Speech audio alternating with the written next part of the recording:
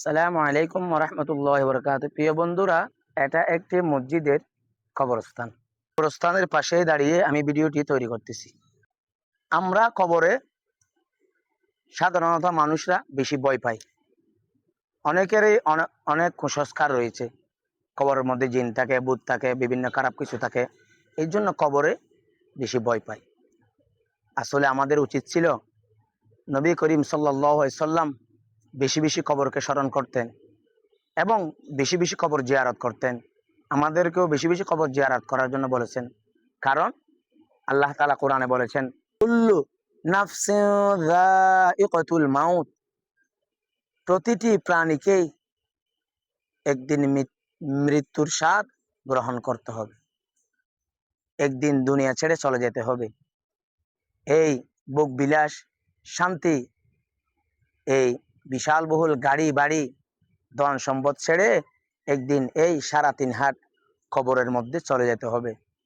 তাই আমাদের উচিত ছিল বেশি বেশি এই কবরের সাথে সম্পর্ক রাখা। অথচ আমাদের প্রিয়জনরা এই কবরে শুয়ে আছে, আমরা তাদের খোঁজ খবর নিচ্ছি না, কবর জিয়ারত করি না, কবরে ভয় পাই, কবর আসি না। এগুলা কুসংস্কার। কবরের মধ্যে কোনো ভূত, কোনো জিন, কোনো কিছু নেই। অথচ কোনো একজন লোক যদি বিপদে পড়ে, সে যদি দৌড়ে যদি কবরস্থানের মধ্যে যদি উঠে যায়, তাহলে ওই দুষ্কৃতিকারী এবং দুষ্ট জিন, খারাপ শয়তানগুলা কবরস্থান দেখে পালিয়ে যায়। কবরস্থান পবিত্রতম স্থান, অত্যন্ত শান্তির একটি জায়গা। কারণ আমাদের আসল ঘর তো এটা কবর। আমরা যেখানে বাস করি, ঘরের মধ্যে বউ বাচ্চা নিয়ে থাকি, সেটা তো নকল ঘর, সেটা তো আমরা দিন কাটাচ্ছি। আমাদের আসল ঘর তো এটা। আমাদের আসল ঘর হওয়ার দরকার ছিল কবর। আমাদের আসল ঘর যেহেতু কবর, আমাদের সম্পর্ক বেশি বেশি কবরের সাথে থাকার দরকার ছিল। এখন আমাদের যাদের আত্মীয় স্বজন চলে গেছেন, আমরা কবর জিয়ারত পর্যন্ত করি না। আসলে আমাদের উচিত ছিল বেশি বেশি তাদের খোঁজ খবর নেওয়া।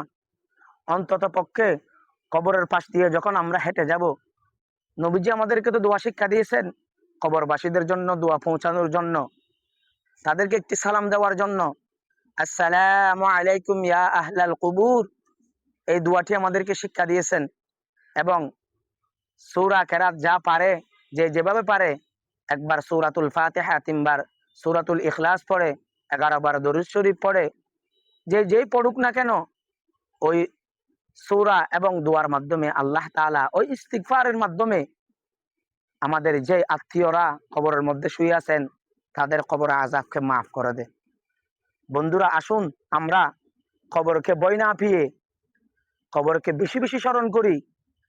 অন্তত পক্ষে প্রতিদিন একবার হলেও, প্রতিদিন না হয় সপ্তাহে একবার হলেও আমরা কবরস্থানে গিয়ে একটু সময় কাটাই এবং আত্মীয়দের কবর জিয়ারত করি। আল্লাহ আমাদেরকে এই কবরস্থানকে ভয় না করে, কবরস্থানের সাথে সম্পর্ক এবং মৃত্যুর কথা স্মরণ করে, কবরের আযাবের কথা স্মরণ করে, এই কবরস্থানকে বেশি বেশি আসা যাওয়া করার এবং আত্মীয় স্বজনদের বেশি বেশি জিয়ারত করার তৌফিক দান করুক এবং আমাদের আমলগুলা কবুল করুন, আমাদের গুনাহগুলি মাফ করে দিন। আমিন।